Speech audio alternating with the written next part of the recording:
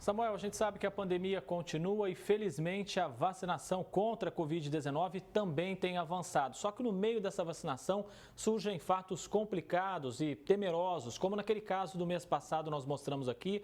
A dona Ítala procurou um posto de saúde, recebeu a dose, recebeu entre aspas, porque aí ficaram na dúvida. Dona Ítala foi ou não vacinada? Foi ou não uma fraude? Tem novidade nesse caso envolvendo a dona Ítala aqui de Ribeirão Preto, Samuel? É confirmado, André, foi fraude, ela não recebeu a primeira dose da Coronavac.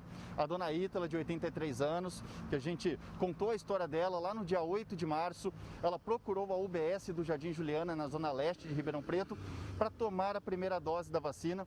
O filho dela, no momento feliz, foi fazer o registro disso, só que ele já desconfiou da atitude da enfermeira, que quis fazer o processo um pouco rápido, meio que escondido da câmera dele. Ele, inclusive, nem conseguiu filmar direito.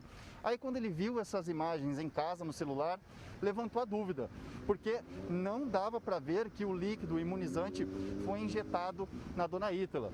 Aí, então, ele procurou a Polícia Civil, procurou a imprensa, inclusive todos os meios de comunicação aqui de Ribeirão Preto divulgaram a história e agora saiu o laudo do Instituto de Criminalística. Foi feita uma análise bem minuciosa, a gente vai ver até nas imagens desse laudo. Foi avaliado quadro a quadro desse vídeo feito pelo filho da dona Ítala.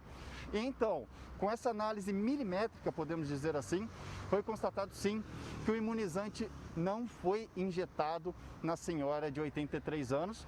E agora a promotoria que cuida do caso já confirmou que ela cometeu pelo menos 2 crimes, um relacionado ao Estatuto do Idoso e um crime contra a saúde. Nós questionamos a Prefeitura de Ribeirão Preto sobre o caso, perguntamos inclusive se o afastamento dela acabou, porque a gente tem notícias que essa enfermeira voltou a trabalhar, porém a Prefeitura limitou-se a dizer que ainda não foi notificada sobre o laudo, André. Olha, gravíssimo o fato da dona Ítala não ter recebido a primeira dose da vacina, mais grave ainda é a prefeitura resumir isso, não é nem numa frase, né? É numa linha, parece nota pronta que dispara para a imprensa, né? Parece release de assessoria, né? Dispara para todo mundo que ainda não recebeu notificação. No mínimo, a prefeitura teria que ter sido mais transparente, porque é um caso gravíssimo, no meio de uma campanha de vacinação, então mais gente fica com medo de se vacinar e aí todo mundo fica desesperado, começa a bater boca com o funcionário de posto de saúde, que não deveria acontecer, porque a pessoa tem medo de não receber a vacina. Então, nesse momento, a prefeitura tinha que ser, no mínimo, transparente e encarar com realidade a gravidade que merece esse caso. Já trago aqui para discussão também, Samuel, nesse momento, o advogado, o Ricardo Alves Macedo, advogado especialista nessa área criminal, porque, doutor, agora comprovado que a dona Ítala não recebeu a vacina, já passa a ser algo criminal, né? Ótima tarde, bem-vindo aqui. Boa tarde, André. Boa tarde a todos que nos prestigiam mais uma vez neste telejornal. Sim, a questão também passa a ser criminal. Ela não fica somente no âmbito administrativo, onde nós já tivemos uma prévia suspensão da funcionária, e todo esse fato destina-se agora, doravante também, para a frente criminal. Ou seja, como já dito pela reportagem, nós temos pelo menos um crime contra a saúde e um crime previsto lá no Estatuto do Idoso, se não me falha a memória, artigo 99 e seguintes. Mas deixo a ideia também, se eventualmente essas investigações forem mais aprofundadas e ficar constatado que essa funcionária deixou de aplicar o líquido imunizante nesta idosa e que este líquido imunizante seria destinado a terceiros, nós temos também um delito de peculato, que a pena é bem grave e que um dos efeitos de uma sentença penal condenatória é a perda do cargo, emprego ou função públicas. Doutor Ricardo, o repórter Samuel Santos também tem uma pergunta para o senhor. Doutor, boa tarde, um prazer falar com o senhor. Olha, tem a preocupação muito grande das famílias desses pacientes, desses idosos, mas a preocupação deveria ser maior ainda por parte da Prefeitura? Boa tarde, Samuel. Obrigado pela pergunta, obrigado pelo questionamento. A questão é o seguinte, todo patrão, amo ou comitente é responsável pelos atos de seus subordinados. A Prefeitura não pode se excusar de sua responsabilidade, até porque também, ao caso vertente, cabe a competente ação civil, principalmente a indenização por danos morais. Olha a dor, o sofrimento, a sensação de perda que essa senhora, dona Ítala, passa graças a uma péssima atitude, uma pérfida atitude desta funcionária da Secretaria da Saúde. Então, a Prefeitura precisa, sim, o quanto antes, dar uma resposta a contento à sociedade, instaurando o processo administrativo, dando à funcionária, logicamente, a oportunidade de defesa, o contraditório, mas que isso tenha bom termo e que, se concluindo pela culpa, que ela seja apenada com o rigor necessário e exemplarmente. Afinal de contas, quem trabalha na área da saúde é para trazer saúde e não fazer esse tipo de atitude, trazendo dissabores aos munícipes, aqueles que são hipossuficientes nessa situação.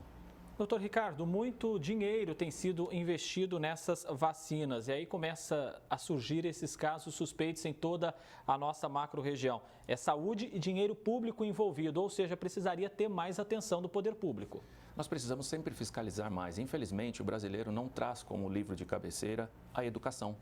Então, em um país onde nós precisamos ficar fiscalizando a todo e qualquer preço, todas as atitudes, significa que tem uma falha lá atrás que ainda não foi corrigida, não é? E aí eu ouso dizer que a falha é da educação. Aliás, parece-me bíblico, educar as crianças e não precisar puni-las depois de adulto. Mas a Prefeitura, enquanto ente responsável, precisa fiscalizar, sim. O secretário de Saúde precisa se manifestar, precisa se fazer presente diante de um quadro como esse. E, logicamente, aqueles responsáveis imediatos, não é? Os superiores hierárquicos imediatos desta funcionária, precisam prestar as informações que a sociedade efetivamente merece. Você tem mais um questionamento por aí, Samuel?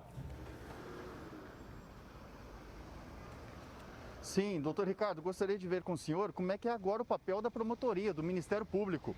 O Ministério Público deve ficar em cima dessa história, investigar e até cobrar punições por parte da Prefeitura? Sim, exato. O Ministério Público, enquanto dominus litis, não é? O titular da ação penal, deve, com base no laudo, porque se tem um laudo, nós já temos uma investigação regularmente oficializada, estruturada, instaurada, não é? Requisitar depois as peças, que ele é o destinatário final das investigações a serem cumpridas pelo delegado de polícia e promover a competente ação penal. É? Instaura-se ali o devido processo legal, a ré, seria a funcionária, tem as oportunidades de defesa, vai ter a defesa desempenhada por um técnico também, um advogado, e ao final o juiz decide pela culpa ou pela inocência. Preliminarmente, lógico, não estou aqui querendo prejulgar o mérito, mas preliminarmente o laudo consubstancia-se, reveste-se numa prova muito forte e muito robusta da prática dos delitos aqui já manifestados. Doutor Ricardo, pontua aqui mais uma vez essa nota que a Prefeitura só explica que não foi notificada, não é, desse laudo, enfim. Qual que é o papel da família nesse momento? A família também tem que buscar a via jurídica para resolver essa situação, buscar uma indenização, talvez? Sim, seria o ideal, não é? Afinal de contas, se o fato aconteceu e está sendo noticiado, é porque de verdade gerou uma reflexão, nos gera uma reflexão e porque gerou uma repercussão. A família pode, constituindo também um profissional habilitado a tal, buscar as devidas indenizações junto ao Poder Judiciário, buscar a instauração do processo administrativo disciplinar. Se ele não foi instaurado ainda, e parece-me que não foi, porque a Prefeitura traz essas frases feitas como se resolvessem de verdade o problema. E também, sendo um advogado com grande capacidade e habilitado, ele pode, no futuro, diante de uma ação criminal, habilitar-se lá no processo criminal como assistente do Ministério Público, para que efetivamente essa transgressora possa ser punida, sempre lembrando, com o devido processo legal, dentro dos trâmites e rigores que a lei exige. Doutor Ricardo Alves Macedo, advogado, muitíssimo obrigado pela sua presença aqui. Também obrigado ao repórter Samuel Santos.